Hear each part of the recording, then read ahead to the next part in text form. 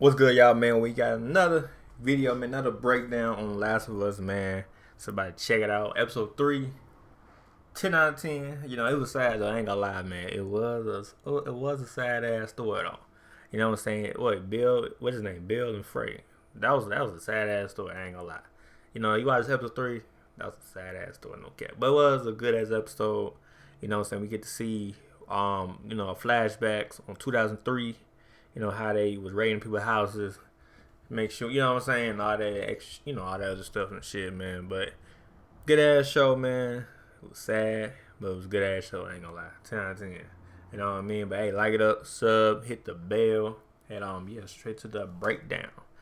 Let's get it. After watching the latest episode of The Last of Us, there's truly only one man capable of capturing my emotions. To me, Of us, there's truly only one man capable of capturing my emotions. to me, this situation is a blood-soaked, nightmarish hellscape. I'm not interested in caring about people. There's a sign at Ramsett Park that says do Bill not letting, nah, he wasn't letting nobody in town. not drink the Like, he was like really by himself till the man came out of nowhere about dirt.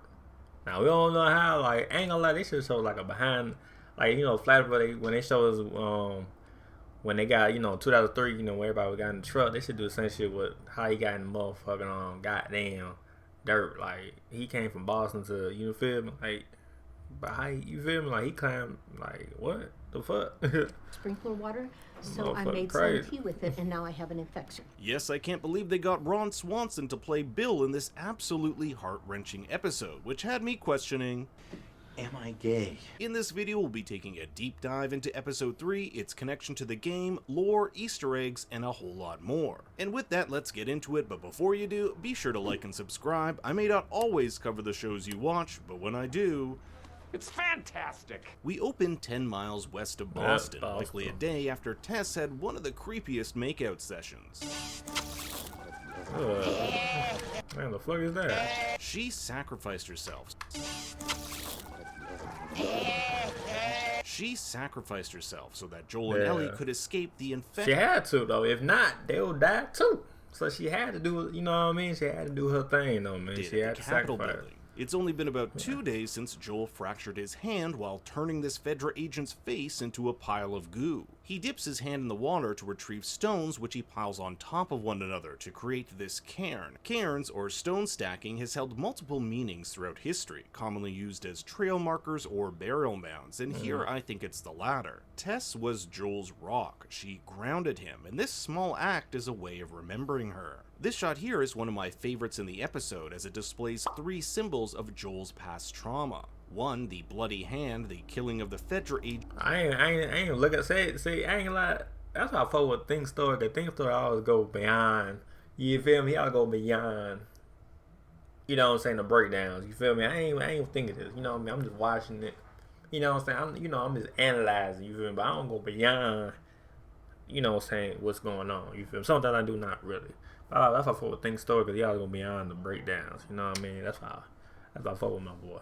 You know what I mean? No cap. 2, the cairn, Tess's death, and 3, Sarah's watch, a constant reminder of his daughter's death. True that, This is all interspersed with the director's decision to frame Joel in these forest POV shots, suggesting that even during these tranquil moments, someone could always be watching. It seems Joel and Ellie have spent the night in the woods. Joel even gave Ellie his jacket for warmth. In the game, Ellie says she's never even walked through the woods before. You mean the woods? Yeah. Never walked in the woods. It's kind of cool. But the big elephant in the forest is Tess's death. If you remember last episode, he simply left Ellie and walked away after she died. He didn't say a word. Joel has learned to bottle his emotions. This is why he doesn't want to talk to Ellie about his past. He like, hey, rule number 1, we ain't gonna talk about Tess and our history. You know what I mean? He don't want, you know, I understand that shit too, because, you know, you talk about somebody else that you feel me? Yeah, so I'm already know. Skirted her questions in episode 2, nor why he doesn't bring up Tess's death. The same is true in the game. Here's how this thing's gonna play out. You don't bring up Tess. Ever.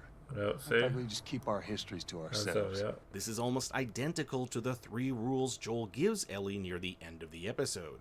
Rule 1, you don't bring up Tess. Yeah, in ever. fact, he was you don't bring no Matter of fact, we Tess. just keep our histories to ourselves. Yep. Rule 2, don't tell anyone about your condition. And Rule 3, do what he says when he says. Yeah, because if you show that, they gonna kill your ass. And they ain't even hesitating too. For they don't be like that. No, they be bow.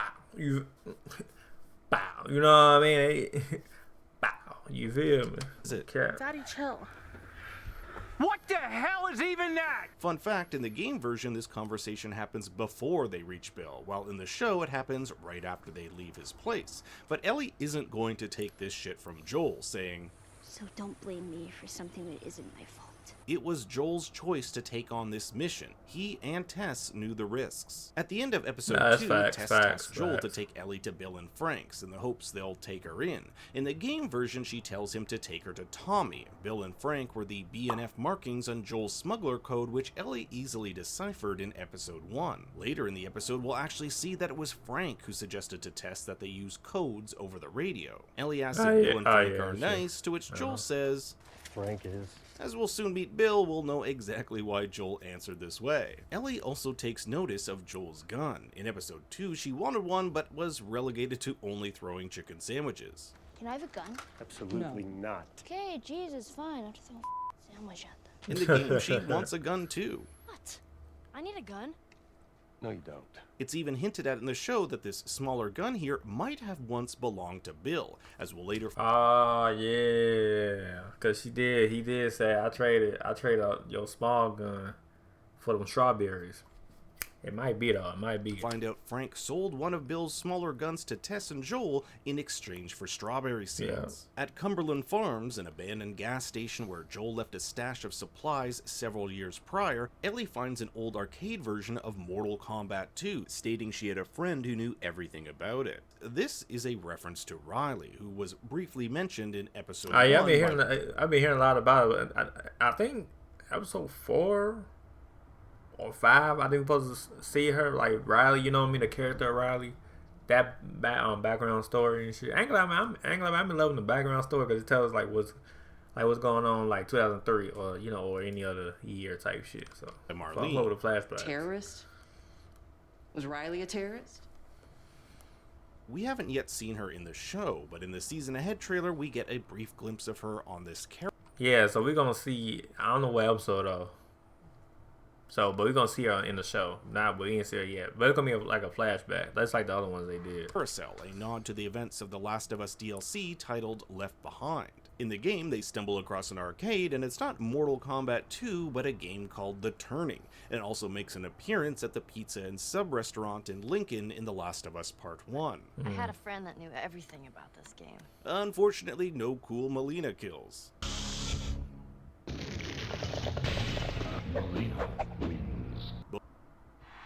Make every NHL moment more. With over 2,000 ways to play, you can win by betting on. Bonus points if you caught the lifesaver stand in the background, a fun metaphor. Oh yeah, I saw that. I saw that sign. I saw that shit. For Joel and Ellie being each other's lifesaver. And extra points if you caught the safe code on the wall. In the game, safe codes are littered all over the place, which lead to valuable safes. While Joel tries to find the supplies he stashed years ago, Ellie has the insanely smart idea to venture into the creepy hidden basement. And I'm not sure what's scarier for the men out there in this scene, the crushed infected or a box of Tampax Pearl. I also love the inclusion of lockers in the background of this set. You know I'd be there checking all these for everybody be checking them motherfuckers. Ellie is surprisingly curious around this infected, even using her switchblade, the one passed down to her by her mother, to cut into its skin. The layers underneath are reminiscent of those conducted on the same ones, woman in Jakarta nasty, 20 years ago. The tissue definitely doesn't look normal. She stabs the infected, killing it, and doesn't even tell Joel. Back up top, and to her surprise, Joel leaves his rifle, claiming that carrying it with so little ammo essentially makes it useless. As they continue their journey, they come across a downed plane. In episode 1, we saw just how dangerous it could be flying as soon as the infection spread, and I thought flying Delta was bad. Ellie thinks it's so cool that Joel once flew in one of these things, and it really puts into perspective all the things we take for granted, even things as simple as a hot shower or strawberries. For her entire life, Ellie has grown up in a Fedra orphanage, thus her education conveniently left out how the government failed to prevent the pandemic in the first place. This is the writers taking a jab at our own government's failure to respond to COVID-19, with Ellie even asking if the virus started by a monkey, much like the theory out there that COVID started with infected bats. The most common theory is that this fungal infection spread via tainted flour, which quickly spread around the world. Joel even makes reference to pancake mix, what Sarah was going to make her dad on his birthday. Talk about dodging a bullet. On their way, Joel... But they ain't make it because they ain't, they ain't had no mixture. But I bet if they took that flour, they'll be lit like this. You know what I mean? Like clickers. Is unable to steer Ellie away from a series of unmarked graves. These are the bones of innocent families taken from the nearby town of Lincoln and shot to death. When there was no more room in the quarantine zones, these civilians were killed because dead people don't get infected. The game does not make mention of these roundups, rather stating... See, some places got a heads up before the infection showed up. Most didn't. There's this great transition of the clothing of a mother and child as we flash back 20 years to September 30th, 2003, roughly 4 days after the events we saw in Austin, Texas in episode 1. It's a bit ironic that we see the swaying of an American flag as these people lose their freedoms. As we'll see in town, Lincoln is under a mandatory evacuation where everyone must be shipped off. Similar signs can be seen in the game. It's also ironic that the town is named after a president who espoused freedom, yet everyone here is being shipped away against their will. Bill here has a hidden basement within a basement where he keeps a close watch of his property via security cameras. My idea of a perfect government is one guy who sits in a small room at a desk, and the only thing he's allowed to decide is who to nuke. He's a paranoid conspiracy theory prepper, or as he likes to call himself, a survivalist. It's funny that people who do this nowadays are considered a bit weird, but Ellie refers to Bill as... I ain't gonna lie, people be doing that shit now, though. I think that shit just stocking up. People do that shit now. People be stocking up tissues and all that real shit. So anything to happen. So I don't think it's weird. I think it's smart. You feel me? Stock up. You feel me? No cap. Is a genius. The basement is Bill's armory, where he has a stash of weapons and supplies, including a workbench where we all know you can upgrade your weapons. Bill comes out wearing a gas mask, which he also wears the first time we see him in the game. I also love how his home has this sign that says, come in the evening, or come in the morning, come unexpected, or come without warning, which is just the complete opposite of who Bill is as a character. Unlike the town of Lincoln in the game, which is more densely populated, the show's Lincoln is more akin to a quaint rural suburb. Bill wastes no time stocking up on gasoline, collecting supplies, and of course gathering the most important thing, booze. He also has a knack for anything technical, being able to connect the gas pipeline to his place and operating this big ass thing. Of course, no town can be safe without the appropriate electrified fence, trap pits, and who can forget, flamethrowers. In fact, his nightly entertainment is watching as these traps kill an infected. He even says, it doesn't get old. As if this is a regular occurrence for him. We see Joel encounter several of Bill's traps in the game, and if you're curious what Bill's fence looks like in the game, here it is. As Bill finishes his setup, Cream's 1968 song White Room plays, and if we remember the smuggler's code found in Joel's apartment, a 60s song means there's nothing. And Bill does have nothing, or should I say no one. He's all alone, which mimic the song's sad lyrics, I'll wait in this place where the sun never shines. This is all to change 4 years later with the introduction of Frank. In Bill's bunker we get a quick shot of a Don't Tread on Me flag, also known as the Gadsden flag, often used as a symbol of distrust or defiance against authority and the government. When his alarm alerts him to one of his traps going off, we meet Frank, a man who is only seen dead in the game, and what's about to transpire between these two varies wildly from game to show. Damn, they was there on the game. Shit, damn. Frank was on his way to the Boston. Between these two varies wildly from game to show. Frank was on his way to the Boston quarantine zone after the Baltimore QZ was completely destroyed. He started with 10 people, but now he's the only one left. Of course, Bill is distrustful. He has no idea who this guy is, and if he lets him go, he could tell others. Then every bum you talk to about it is gonna show up here looking for a free lunch. And this is not an Arby's. I'm so hungry I could eat at Arby's. In the game, we find a body of a dead smuggler who has a note that says, "Your contact is a dude named Frank and that he wants into the Boston QZ." This dead guy here was waiting for Frank, but Frank never showed up. I'll get into why that is in the game version in a bit. But something inside Bill compels him to take Frank in, and after a quick check to make sure he's not infected, using the same type of scanner Fedra uses no less, he's treated to a hot got that little thing. Oh, it's green. Alright, bet. Come here. shower and warm meal. We also get our first clue that Bill may be gay. He's a bit awkward, and this awkwardness may stem from his repressed sexuality. As he'll later tell Frank, he's never been with a man. The game simply refers to Bill and Frank as partners, but as we'll soon see, their relationship pans out quite differently in the show version. Check out Bill's house. It's filled with dust and antiques, drab colors, and old photos. It's of a world that used to be. Compare this to the house we see near the end of the episode with bright flowers, colors, paintings, and warmth. Frank has brought not only this change to Bill's home, but to Bill himself. Bill has prepared Rabbit, and every time I hear Rabbit with The Last of Us, I always think of... That's the cutest thing I've ever seen in my entire life. I got the sense here that Frank is kind of testing the waters here with Bill's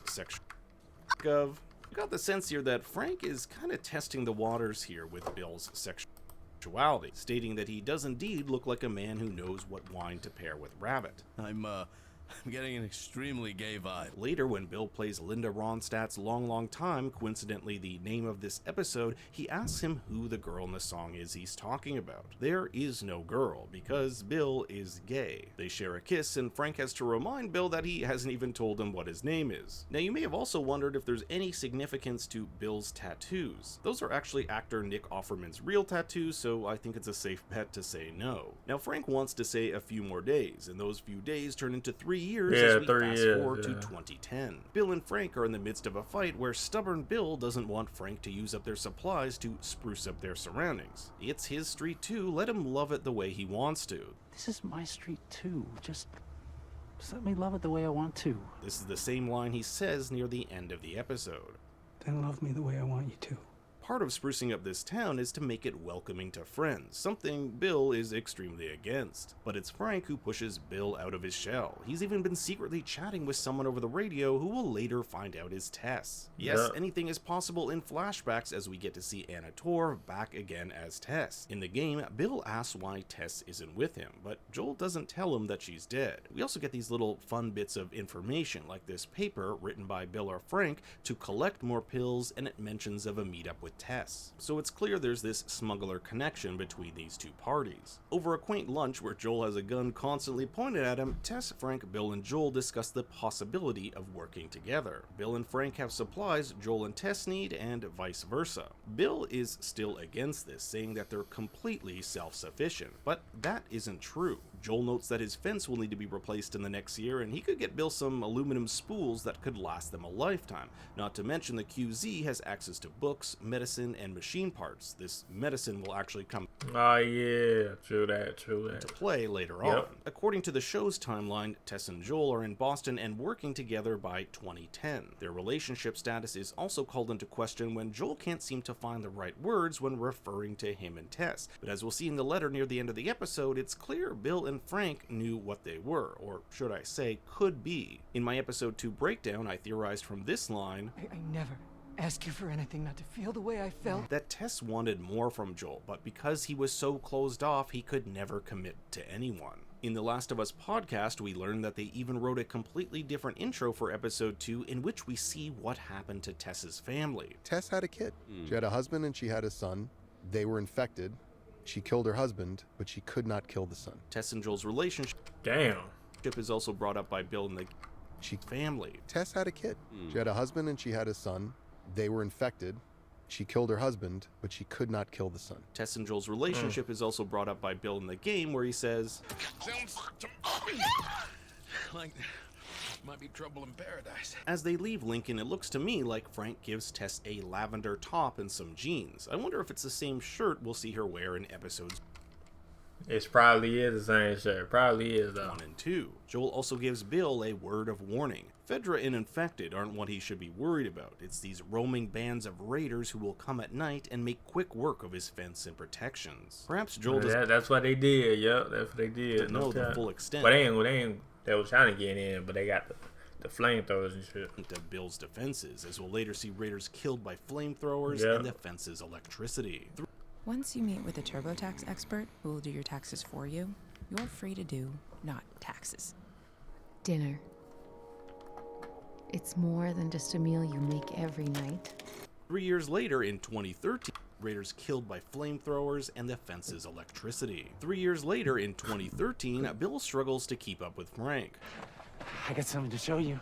You mean a penis? Not that. He's surprised him with strawberries, yet another example of something so simple we take for granted nowadays. Bill tells him that he was never afraid until he showed up. That's because Bill now has something afraid of losing. That night, a band of raiders descend on the town. Frank searches for Bill and takes... I thought he died, I ain't gonna lie. When you was like, hey, call Joel, I thought he died, I ain't gonna lie. Real shit, I thought he died. out a pistol from the dresser. And we saw him in the other one, I'm like, oh, he made it live. Cause I'm like, when he was like, I'm like, damn, that's the same bad. pistol Ellie will later He find made it out, and though. keep hidden from Joel. Bill is shot in the melee and Frank rushes him back to take care of his wound. Bill thinks he's a goner and tells Frank to call Joel. You're about to say, I thought, Bill yeah. sees Joel as this protector type character. Fortunately, Bill survives and the defense was strong enough to ward off the raiders. Fast forward 10 years to 2023, the same year the main events of the show take place. Frank needs a wheelchair to get around and is taken to painting. That's a We'll 10 see years? events of the show Yeah, take 10. place. Frank needs a wheelchair to get around and is taken to painting. We'll see one which looks like a bowl of strawberries and lots of paintings of carrots, which were the first crops Bill grew. This painting looks like the first half was painted when Frank still had his full motor function, while the other half looks as though he attempted painting it when he lost it. Unfortunately, this is one motor Bill can't fix. It's never explained in the show what illness Frank has, just that it was incurable even before the pandemic hit,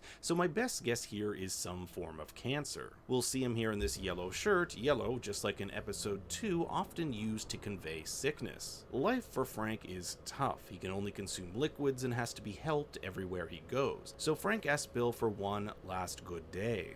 Just give me one more good day. It's a heart-wrenching sequence as we see the two... Yeah, it was sad, I ain't gonna lie. This whole series, well, yeah, this whole episode was sad. But it was a good episode, 10 out of 10, but it was sad though. Enjoy their last day and perform their own wedding. Bill even makes him rabbit paired with the same wine they had the first day they met. The plan was to have Frank drink wine mixed with a lethal dose of medication, but unbeknownst to him, Bill has done the same with his. His entire life, Bill has had no purpose, but as he later tells Frank, and you were my purpose. losing the one thing that has kept his life worth living was too much for Bill, so he makes the choice to join him. With only a few minutes before the pills kick in, Bill wheels Frank into the room at the end of the hall and locks the door. We'll see them slowly shift out of focus. Oh yeah, that's why the door Lives locked. cut to black, just like it does in the show. We fast forward what is likely a few weeks after Bill and Frank's death. It does know this from the rotting food and the fact that Bill's radio has defaulted to an 80s playlist, which is only supposed to happen if Bill hasn't reset, has defaulted weeks after Bill and Frank's death. We know this from the rotting food and the fact that Bill's radio has defaulted to an 80s playlist, which is only supposed to happen if Bill hasn't reset the countdown, which he's supposed to do every few weeks. We also know 80s music equals trouble. We heard this chime on Joel's radio at the end of episode 1. Here we can see the Lincoln Town sign and compare it to the one from the game. Joel knows the code to the front gate, likely because he'd been working with Bill and Frank for the past 13 years. The first sign that something is out of the ordinary are the dead flowers outside the we home. know they were dead. Inside we can see these candles have burned to the bottom. It's not too long after Ellie finds the letter addressed to whomever, but probably Joel, and the crushed pill bag that they put 2 and 2 together. I found Bill's note to be a message of hope for Joel. Like Joel, Bill hated the world, but Bill found a person worth saving. He found his purpose in protecting them. If Joel can find that person, perhaps he too can find the peace and happiness that makes life worth living. Bill alludes that this person is Tess for Joel, and it's a bit tough to make out, but we can see the words, and she decide you've, recommend pairing, and the name of a wine. I got the feeling here that Bill had kind of set aside some wine if Tess and Joel would become a thing, which is even more tragic considering what happened to her last episode. Joel crumples up the letter similar to how Bill crumpled up Frank's letter in the game, and for the first time since losing his daughter, I got the feeling that maybe, just maybe, Joel might show some emotion, but he once again bottles it up. Bill has bequeathed to Joel his truck, which is the same blue Chevy found in the game. Along with that, any supplies try as he wants. But with Bill and Frank gone, what does Joel do with Ellie? In the game, the whole purpose of visiting Bill is not to dump Ellie off to him, but to get a car. In the game version, Bill owes Joel big time for a series of unknown reasons and favors. He has to see her bite mark one last time, still perhaps hesitant that she is legitimately immune. Then he devises a plan to travel out to Wyoming to see his brother Tommy. It's kind of like killing two birds with one stone. Joel's whole reason for taking on this mission was to get a battery to find his brother, but at the same time, Tommy is a former Firefly and may know where the supposed Firefly camp filled with doctors is. Remember that Marlene's plan was to have her squadron of Fireflies pick Ellie up at the Capitol building and take her to this secret camp. While waiting for the battery to charge, Ellie finds this palm tree shirt, which is the same shirt we see her wearing when we're first introduced to her in the game. And while Joel takes a shower, Ellie hides the gun she heard behind that motherfucker. She like this. She like, oh.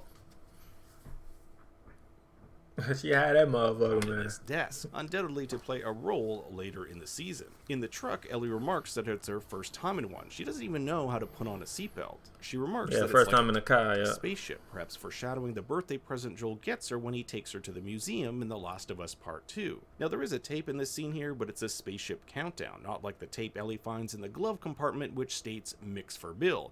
Obviously, a gift Frank gave Bill, which contains the song they played the first time they met, Linda Ronstadt's Long Long Time. Its lyrics include "Love is full of loss, who knows the cost?" As we dolly back to reveal the final shot of that open window Bill said he'd keep open. While this ending is simultaneously beautiful and tragic, the same can't be said for the game's version, which takes a different approach to the tale of Bill and Frank. In the game, Joel and Ellie actually meet with Bill, with Joel even getting caught in one of his traps the first time we meet him. Bill and Frank were partners, but went their separate ways.